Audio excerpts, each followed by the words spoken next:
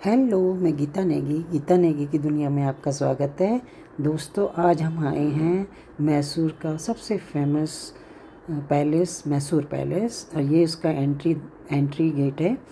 और यहीं इसके साइड में टिकट काउंटर भी है, जहाँ 100 रुपये पर पर्सन टिकट लगता है। और बहुत ही सुंदर पैलेस है, बहुत ही बड़ा। और इसको देखने में तो आंखें अचंभित रह गई, ऐसा सा आर्किटेक्ट इसमें किया हुआ था। ये देखें, ये इसकी जैसी एंट्री करते हैं ना, साइड में 2-3 मंदिर इसके अंदर ही बने हुए, महल के अंदर ही। बहुत ही सुंदर उसमें नक्काशी की हुई है उस मंदिर के ऊपर। और ये पूरा गार्डन है इसके आसपास बस कर रखा मेंटेन। और पीछे की तरफ फिर पहले गार्डन ही काफ़ी बड़ा है इसका जाने में। ये देखिए, हम चल दिए टिकट काउंटर से टिकट कटा के, और आगे हम उसके महल के अंदर एंट्री करने के लिए जा रहे हैं।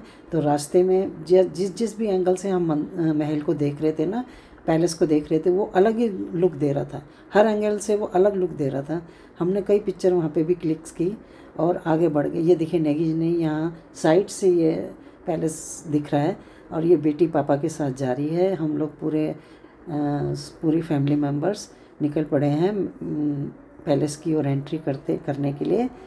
और इसमें इतना बड़ा पेड़ था, ये इसकी छांव इतनी ठंडी थी।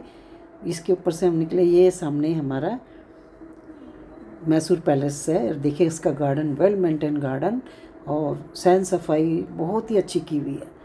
और यहाँ हम अपने जूते जमा करा रहे थे, क्योंकि महल के अंदर जूते पहन के जाना मना था, क्योंकि महल को साफ़ सुथरा रखने में बहुत ज़रूरी था। और वही हमने, ये अच्छी बात भी है कि फिर सबने अपने अपने जूते वहाँ जमा कराए और नंगे पाँव हम निकल गए महल की एंट्री से। अब एंट्री में हम जा रहे हैं। देखिए, इतनी सैन सफाई है, फर्श चमक रहे हैं शीशे की तरह। और अंदर से जब हम वापस अंदर जा रहे थे, तो यहाँ पे एक बहुत बड़ी वो है कि पहले ये पूरा चंदन की लकड़ी से बना हुआ था, जो कि आग लग गई थी उस पर। फिर ये नया रिकन्स्ट्रक्ट किया गया और 1912 में इसे कंप्लीट किया गया। और यहाँ देखिए, राजा जी को जो जो उपहार मिले होंगे ना, वो सारे यहाँ सजाए हुए थे। और यहाँ से हम फर्स्ट पवेलियन के अंदर चले गए हैं। और ये बहुत ही सुंदर नक्काशी, दीवारों पे, सीलिंग पे, आंखें बस हैरान हो गई थी।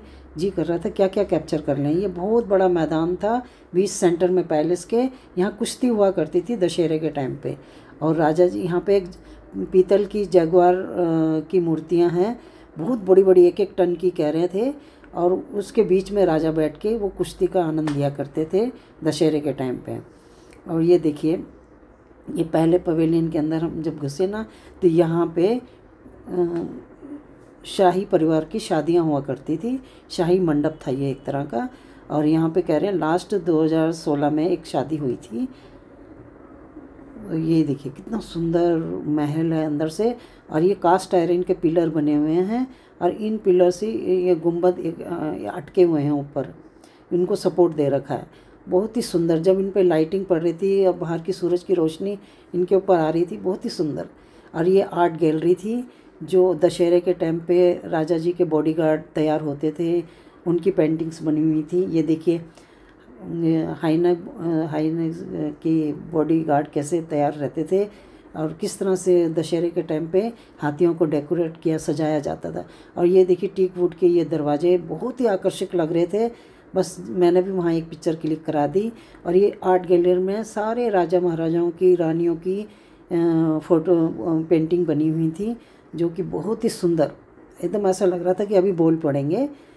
ये देखने लायक गैलरी थी ये वाली।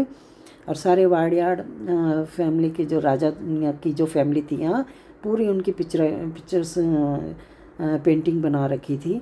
ये देखिए, कितनी सुंदर, मतलब पेंटिंग करने वाले ने भी कमाल कर रखा था, बहुत ही अच्छी। और ये देखिए, राजा जी को जितने निमंत्रण पत्र मिले होंगे ना उस टाइम, इस तरह से टीक वुड की, चंदन की लकड़ी में एक बॉक्स में ये इन्विटेशन आते थे, वो यहाँ सारे डिस्प्ले किए हुए थे। और राजा जी को ब्रिटिश सरकार ने जितने भी इन्विटेशन अलग अलग स्टेट से आए होंगे वहाँ सजा रखे थे। और ये था ये कुश्ती दरबार, जहाँ पे 2 जगुआर बने हुए थे, और उनके बीच में राजा जी का एक सिंहासन होता था, वहाँ बैठ के वो देखा करते। यहाँ है सारे चांदी की चेयर्स रखी हुई हैं, ड्रेसिंग टेबल रखा हुआ है, हाथी के दांत के फ़ोटो फ्रेम रखे हुए हैं। ये देखिए राजा जी के, ये हाथी के दांत का फ़ोटो फ्रेम था जिसमें हाथी ही दशहरा का कोई पिक्चर उसमें लगा रखी थी। बहुत ही सुंदर और देखने लायक चीज़ थी ये देखिए, ये हाथी के दांत थे, रियल हाथी के दांत। और ये एंट्रेंस था, इसमें लक्ष्मी सरस्वती माँ की पूजा मूर्ति बनी हुई थी। और ये थे सारे तोप, ये दशहरे में आज भी यूज़ किए जाते हैं। और यह है सिंहासन, चामुंडेश्वरी देवी के, दुर्गा माँ का सिंहासन है। और ये आर्किटेक्ट देखिए कितना सुंदर, और ये मिरर लगे हुए थे बड़े बड़े, जो मिरर तो मुझे बहुत अट्रैक्ट करते हैं। और ये है सबसे पहला दीवाने खास यहाँ आम पब्लिक के लिए, यहाँ राजा जी मिला करते थे पब्लिक से अपनी। और बहुत बड़ा एक गैलरी है जहाँ से राजा को पूरा महल का बाहर का आंगन दिखता था। वो बहुत ही सुंदर देखने में। और जब दशहरा होता है ना यहाँ, तो दशहरे में यहाँ से जितनी झांकियाँ निकलती हैं हाथियों को डेकोरेट करके, वो राजा जी वहाँ देखते थे यहाँ बैठ के। ये देखिए, ये है बहुत बड़ी गैलरी, और उसके सामने से सारा, और ये साइड में सारे दरबारियों को बैठने की सीटिंग अरेंजमेंट थी। और ऊपर जो झरोखे दिख रहे हैं ना, कर्टन लगे हुए वाइट रंग के, ये खिड़कियाँ छोटी छोटी सी, इनमें रानियाँ बैठती थी या फीमेल जितनी आती थी वो बैठा करती थी यहाँ का दशहरा फेस्टिवल देखने के लिए। और ये सामने सारा इतना बड़ा जो प्रांगण है, वहाँ से शारद दशहरे का आयोजन होता था। और यहाँ पे दशहरा फेस्टिवल आज भी बहुत अच्छे से धूमधाम से मनाया जाता है। और उसमें हाथियों को बहुत डेकोरेट करके उनको सजाया जाता है और उनकी झांकियाँ निकाली जाती हैं।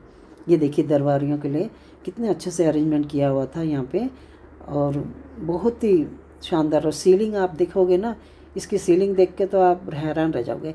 इसमें जब सनलाइट पड़ रही थी ना, पूरा दरबार चमक रखा था। दीवाने खास था ये, जो कि देखने में बहुत ही सुंदर। और इतनी ठंडी हवा यहाँ से आ रही थी ना, उस टाइम शायद ये पंखे उनके चलाने की भी ज़रूरत नहीं पड़ रही होगी। यहाँ से राजा पब्लिक से भी मिलता था अपने, और बहुत ही सुंदर देखने में इसकी सीलिंग और उसमें जो लाइटिंग का अरेंजमेंट था। ये देखिए कितना सुंदर लग रहा था ये। और आगे हम निकल पड़े, यहाँ पे हम गए दीवाने खास।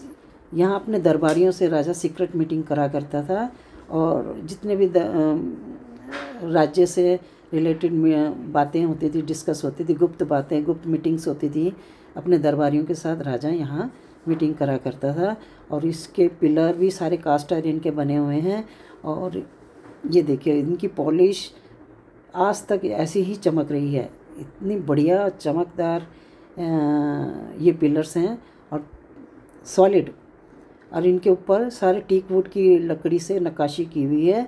और ये झाड़ फानूस, ये देखिए हर पॉलिश की हुई है, डस्ट कहीं नहीं आपको दिखेगी। इतना वेल मेंटेन, इतनी सफाई रखी हुई है इस महल में, देखते ही बनता है।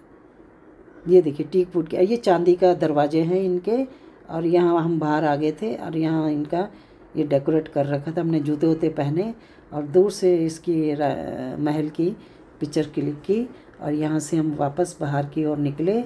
और यहाँ पे मैं आपका गार्डन भी दिखाना चाहूँगी। एक्चुअली यहाँ पे ना रात को, संडे के दिन यहाँ पे लाइटिंग होती है पूरे महल में, जो देखने लायक होती है, मगर हम उस दिन नहीं गए हुए थे। और ये गार्डन हम एग्ज़िट के टाइम पे मैं दिखा पा रही हूँ, बाहर उधर की तरफ से नहीं दिखा पाई थी मैं। ये एक्लिफा की पूरी बाउंड्री उन्होंने दे रखी है, और सेंटर में गोल्डन एल्टेनेंथ्रा के पौधे लगा रखे हैं। और ये एक्लिफा के रेड कलर के। और ये देखिए सारी यहाँ रोज़ गार्डन बना हुआ है, जो कि पूरा उन्हें हार्ड प्रूनिंग कर रखी थी और खाद दे रखी थी, क्योंकि अब रोज़ का टाइम आने वाला ही है। इसके बाद रोज़ ही ब्लूमिंग होंगी, तो उनकी उन्होंने अभी से केयर करनी शुरू कर दी थी। और ये हेमेलिया प्लांट के इन्होंने कलश बना रखे थे, इतने सुंदर कटिंग कर रखी थी इनकी ट्रिमिंग से, इतना अच्छा उनको शेप दे रखा था कि देखते बनता था। फिर बच्चों को भूख लग गई, हम RRR होटल में गए, जो कि बहुत फेमस होटल है यहाँ का। यहाँ पे बिरयानी इसकी बहुत फेमस है, तो हमने सोचा कि जब आए हुए हैं तो चलते हैं। तो यहाँ पे हमने ऑर्डर की कुछ 2-3 तरह की बिरयानी, और खा के हम वापस अपने होटल की ओर चल दिए। और यहाँ बच्चों ने ऑर्डर किए अपने अपने पसंद के खाने। तो आपको मेरी वीडियो कैसी लगी? वीडियो अच्छी लगी हो तो प्लीज़ मेरे वीडियो को लाइक, शेयर और मेरे चैनल को सब्सक्राइब करिएगा। बाय।